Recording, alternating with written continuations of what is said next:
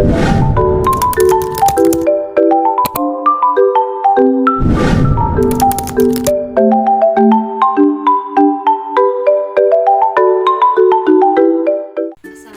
warahmatullahi wabarakatuh. Perkenalkan, nama saya Nurul Yafni dengan NIM H0523 dari kelas PGSTB. Video ini dibuat untuk memenuhi tugas dengan mata kuliah pengembangan kurikulum dan bahan ajar. Judul yaitu perubahan kurikulum KTSP, kurikulum K13 dan kurikulum Merdeka, dan mengantisipasi pengembangan kurikulum yang akan dibuat. Adapun latar belakang dari kurikulum yaitu istilah kurikulum berasal dari kata Yunani "kurios" yang berarti pelari, "kuliah" yang berarti tempat untuk berlomba-lomba. Dalam bahasa Prancis, kurikulum berasal dari kata "course" yang berarti menjalankan. Istilah tersebut dapat diartikan sebagai jarak yang harus ditempuh seorang pelari dari awal hingga akhir untuk mendapatkan medali atau penghargaan. Pada hakikatnya, kurikulum adalah suatu rencana pembelajaran yang terdiri atas seperangkat tujuan pembelajaran. Secara tradisional, kurikulum dirumuskan sebagai seperangkat mata pelajaran yang wajib harus diselesaikan siswa untuk memperoleh ijazah. Di sini saya akan membahas 3 rumusan masalah. Yang pertama, bagaimana perubahan kurikulum KTSP, kurikulum 2013 dan kurikulum Merdeka. Yang kedua, bagaimana mengantisipasi pengembangan kurikulum yang akan datang. Kemudian yang ketiga atau yang terakhir yaitu bagaimana komponen kurikulum KTSP, kurikulum 2013 dan kurikulum Merdeka. Nah, yang pertama saya akan membahas mengenai perubahan KTSP. Kurikulum selalu mengalami perubahan dan pergeseran, terlepas dari sejarahnya. Kurikulum KTSP dibuat sebagai hasil dari pelaksanaan Undang-Undang Nomor 20 Tahun 2003 tentang Sistem Pendidikan Nasional. Peraturan Pemerintah Nomor 19 Tahun 2005 adalah komponen kurikulum ini tetap isi dan pendekatan pengembangan pembelajaran tetap berhasil. Sifat paket kompetensi yang ada di KTSP mirip dengan sifat kurikulum KBK oleh Fuad et al. 2023. KTSP dimulai dengan memastikan bahwa kurikulum dapat diterima dengan baik oleh siswa, yaitu dalam proses belajar mengajar. Pembelajaran biasanya terdiri dari 3 langkah utama. Yang pertama, pembukaan, pembentukan kompetensi, dan penutup. Kemudian guru harus melakukan pembukaan sebagai awal dalam pembelajaran. Kemudian adapun tujuan dari KTSP, yaitu tujuan khusus KTSP meningkatkan mutu pendidikan, pengembangan kurikulum, dan meningkatkan kompetensi yang sehat antar satuan pendidikan. Selain itu, KTSP juga bertujuan untuk menciptakan kemandirian guru dengan mengubah sistem penyusunan. Kemudian kurikulum dari sentralistik menjadi desentralistik. Kemudian adapun kelebihan dari KTSP yaitu mendorong otonomi sekolah dalam penyelenggaraan pendidikan dan mendorong guru, kepala sekolah dan manajemen sekolah untuk lebih kreatif. Kemudian sekolah dapat menitik beratkan dan mengembangkan mata pelajaran tertentu sesuai dengan kebutuhan siswa dengan KTSP. Kemudian yang ketiga, selain itu KTSP memberi sekolah kesempatan yang lebih besar untuk menyesuaikan kurikulum mereka dengan kebutuhan kurikulum.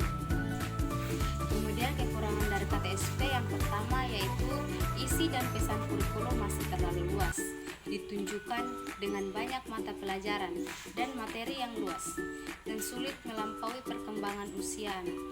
Yang kedua, kurikulum lebih banyak berfokus pada kompetensi yang telah dikembangkan daripada kompetensi yang telah dikembangkan. Kemudian yang ketiga yaitu kurikulum kurang memprioritaskan kompetensi yang telah dikembangkan daripada kompetensi yang akan dikembangkan. Kemudian adapun kurikulum 2013. Menurut Mulyono dalam Ahmad Suryadi 2020, kurikulum 2013 bermasalah dengan pendekatan pembelajaran yang sebelum ini metode digunakan. Kurikulum 2013 berfokus pada pembentukan individu yang inovatif, kreatif, dan produktif. Oleh Latifah Hanum 2017, kurikulum 2013 adalah pengembangan dari kurikulum sebelumnya, yaitu kurikulum KTSP. Tujuan pembentukannya adalah untuk melengkapi kekurangan kurikulum sebelumnya. Kurikulum 2013 dirancang untuk meningkatkan sikap, pengetahuan, dan keterampilan yang baik. Pembelajaran yang menugaskan pengetahuan dan keterampilan yang tepat menumbuhkan sikap spiritual dan sosial diharapkan dapat menumbuhkan budaya keagamaan di sekolah oleh Yoko 2020. Adapun tujuan dari kurikulum 13 yaitu memiliki tujuan Latifah Hanum 2017. Yang pertama, mengatasi tantangan global yang terus berkembang dengan mengembangkan keterampilan halus dan keras melalui keterampilan, pengetahuan dan sikap. Kemudian yang kedua yaitu meningkatkan dan membentuk sumber daya manusia inovatif, produktif dan kreatif untuk membantu pembangunan negara dan bangsa. Kemudian yang ketiga yaitu meringankan tenaga pendidik dalam menyampaikan materi dan menyiapkan administrasi pembelajaran karena pemerintah telah menyiapkan semua komponen kurikulum dan buku teks yang digunakan dalam pembelajaran. Adapun kelebihan dan kekurangan 2013 menurut Wiwin dalam Fuad et al. 2003 yaitu kelebihannya yang pertama, kurikulum 2013 menggunakan pendekatan kontekstual alamiah karena berfokus dan bermuara pada hakikat peserta didik untuk mengembangkan berbagai kemampuan sesuai dengan kemampuan mereka sendiri. Dalam situasi ini, peserta didik berfungsi sebagai subjek belajar dan proses belajar berlangsung secara natural dalam bentuk kerja berdasarkan kompetensi tertentu daripada transfer pengetahuan. Yang kedua, kurikulum 2013 yang berbasis kompetensi dan karakter mungkin menjadi dasar untuk membangun kemampuan tambahan. Kemudian ada kekurangannya, yang pertama rumitnya penilaian, yang kedua sedikitnya pelatihan serta sosialisasi tenaga pendidik, yang ketiga terlalu sedikit bahan ajar dan referensi lain. Kemudian yang keempat, minimnya sarana fasilitas dan perlengkapan penunjang yang diperlukan untuk proses pembelajaran berlangsung. Kemudian adapun kurikulum merdeka. Kurikulum ini menawarkan berbagai jenis pembelajaran intrakurikuler untuk memaksimalkan tersebarluasnya pendidikan di Indonesia, Inayati 2022.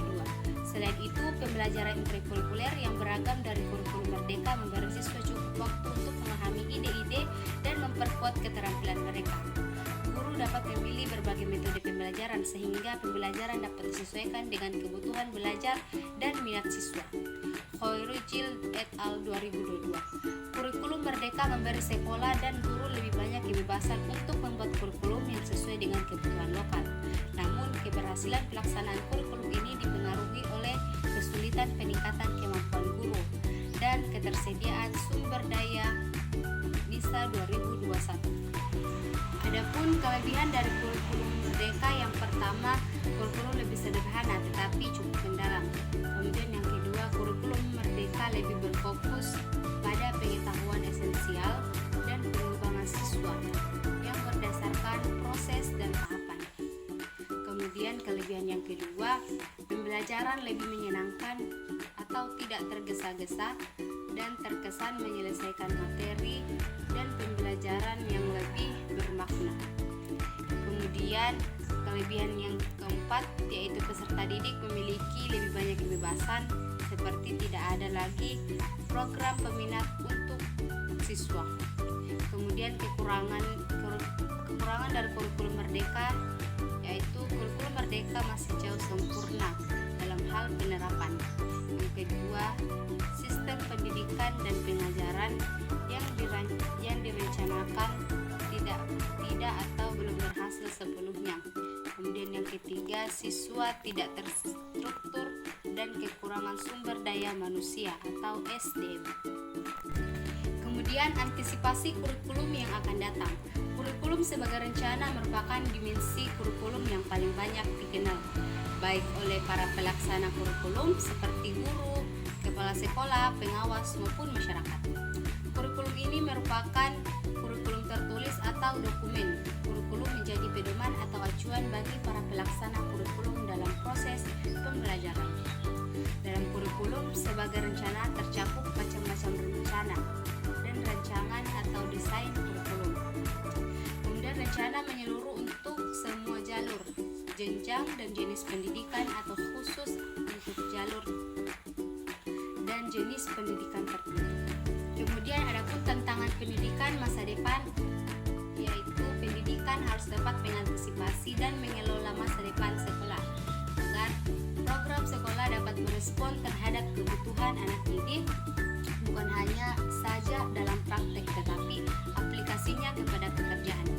Tapi yang penting adalah membuat mereka mengerti, menerima dan menghargai kenyataan yang bertemu.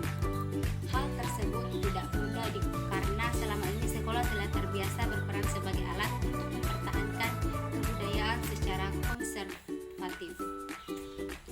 Kemudian adapun komponen dari KTSP, kurikulum 2013 dan kurikulum Merdeka. Yang pertama, komponen KTSP, yaitu visi dan misi satuan pendidikan. Kemudian tujuan kurikulum Merdeka tingkat satuan, dan ketiga menyusun kalender pendidikan. Yang keempat, struktur muatan KTSP. Yang kelima, silabus, dan yang terakhir rencana pelaksanaan pembelajaran. Kemudian komponen kurikulum 2013, yang pertama tujuan kurikulum, materi kurikulum, metode, organisasi kurikulum, dan evaluasi. Kemudian yang terakhir komponen kurikulum Merdeka. Yang pertama pendekatan pembelajaran, strategi pembelajaran, metode pembelajaran, dan teknik dan taktik pembelajaran. Kemudian kesimpulan dari materi tersebut, yaitu dalam dunia pendidikan, kurikulum adalah suatu rencana pendidikan yang sangat penting untuk menentukan bagaimana pendidikan dijalankan, terutama hasil yang akan dicapai selama proses pembelajaran. Ada beberapa landasan digunakan untuk membangun kurikulum. Ini termasuk landasan filosofis, landasan psikologis, dan landasan sosiologis, dan landasan ilmu pengetahuan dan teknologi. KTSP adalah penyempurna dari kurikulum berbasis kompetensi atau KBK yang memiliki fitur sentralistik dan berubah menjadi desentristik. Oleh karena itu, KTSP disusun oleh satuan pendidikan dengan mempertimbangkan dan berdasarkan standar kompetensi dan kompetensi dasar yang dibuat oleh BSN atau Badan Standar Nasional Pendidikan. Terima kasih. Assalamualaikum warahmatullahi wabarakatuh.